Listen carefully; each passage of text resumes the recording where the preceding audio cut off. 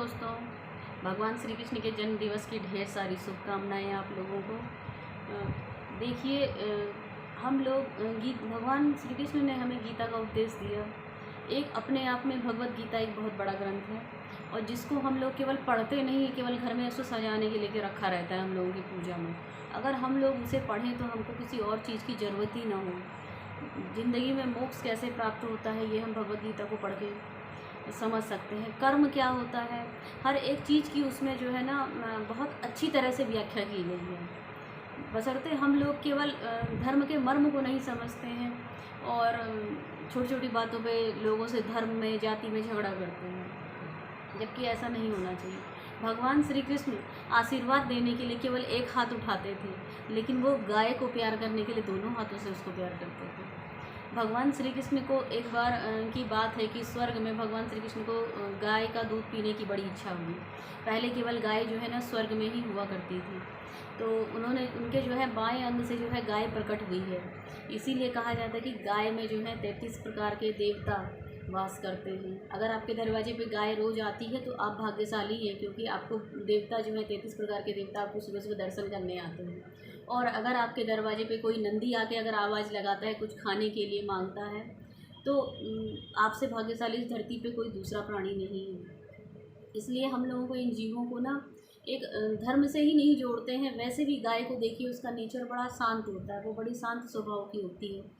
अभी हम कुत्ते को रोटी देते हैं तो जैसे वो छीनने लगता है, नोचने लगता है, लेकिन गाय देखिए बड़े आराम से खड़ी रहेगी। उसको आप रोटी खिलाइए, फिर उसको सहलाइए बहुत देर तक। एक अपने आप में एक अंदर से जो है ना, मन के अंदर से एक बहुत अच्छी सी फीलिंग आती है। ऐसा लगता है जैसे हम लोग धीरे धीरे हील कर रहे हैं। अब मैं अपनी बात बताऊंगी, मैं आप लोगों का तो नहीं जानती हूँ। कई लोग ऐसे भी कहेंगे कि हमको तो उस गाय को छूने से ही डर लगता है कि उनको मारने आती है। कुछ लोग कहते हैं ऐसा भी। अब भगवान जाने वो क्या, उनका अपना एक क्या मत है। लेकिन गौ सेवा जो है अपने आप में जो है ना, मैं खुद नहीं कह रही हूँ, ये कई यूनिवर्सिटी सिद्ध कर चुके हैं। मैं एक दिन किसी आर्टिकल को पढ़ रही थी तो उसमें ये बताया गया था कि गाय की सेवा करने से और उसके पास रहने से कई तरह की, एक तो नेगेटिव एनर्जी दूर हो जाती है, कई तरह के रोग अपने आप ही ठीक हो जाते हैं। गौमूत्र से कैंसर तक रोग जैसा जो है ठीक हो जाता है।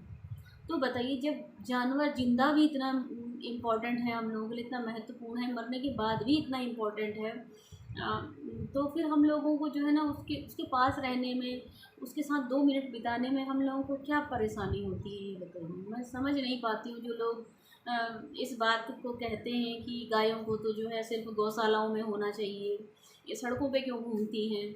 उनसे ये पूछिए, ये धरती जितनी मनुष्यों की है, जीवों का भी इन पे इतना ही हक है। हम लोग इन जानवरों के हम लोग ऋणी हैं, क्योंकि हम लोगों ने इनके घर को उजाड़ के अपना घर बना दिया है। मैं एक बड़ी बात नहीं कहूँगी, मेरे मोहल्ले में एक पेड़ था, उस पर जो है वो सहतूत का बहुत बड़ा पेड़ था, उस पर बहुत सी चिड़ियाएँ रहती थी। मैं सुबह सुबह जब टहलने जाती थी तो देखती थी कि 4 बजे से ही चिड़ियाएँ उसमें चहचहाना शुरू कर देती थी और बड़ा अच्छा लगता था देखने में। 4 बजे उजाला नहीं होता, थोड़ा अंधेरा सा रहता है। तो घर के पास एक मंदिर है, तो मैं सुबह जब उठती हूँ, मेरी एक दिनचर्या है, मैं टहलते हुए चली जाती हूँ कभी कभी मंदिर पर। तो उसने जब वो पेड़ कटवा दिया तो जो जानवर उसमें रहते थे वो बिल्कुल निराश्रित हो गए। और जब निराश्रित हो गए तो मैंने अपने हस्बैंड से कहा कि क्यों ना हम लोग छोटे छोटे ब्लॉक बना के अपने छत पे हम लोग टांग दें। तो हमने छत पे एक रूम टाइप का बना रखा है, मेरे पास मुर्गियाँ पली हैं, तो हमने उसमें छोटे छोटे ब्लॉक जैसे लटका दिए। तो कल मैं देखती हूँ कि उसमें गिलहरी ने जो है अपना घोंसला बनाया है। मेरे घर पे भी कुछ दिन पहले एक बुलबुल ने बच्चे दिए थे, मैंने आपके साथ वीडियो भी शेयर किया था।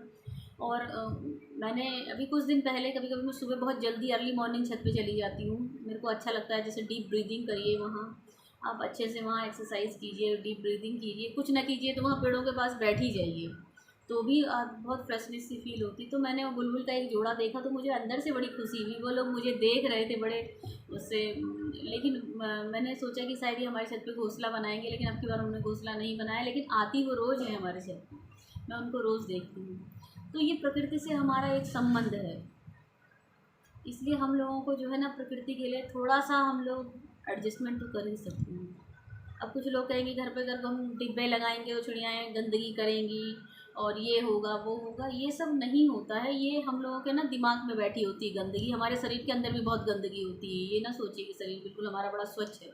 केवल हम ऊपर से पोत करके अपने को जो बहुत खूबसूरत दिखाते हैं, तो हमारे शरीर के अंदर इससे ज़्यादा गंदगी है। ठीक है दोस्तों, थोड़ा सा एडजस्ट करिए प्रकृति के साथ, और प्रकृति और मनुष्य के समन्वय को बना के रखिए, क्योंकि हमको इन जीव जंतुओं के और प्रकृति के समानांतर चलना है। ठीक है दोस्तों, बाय, मिलते हैं नेक्स्ट वीडियो में।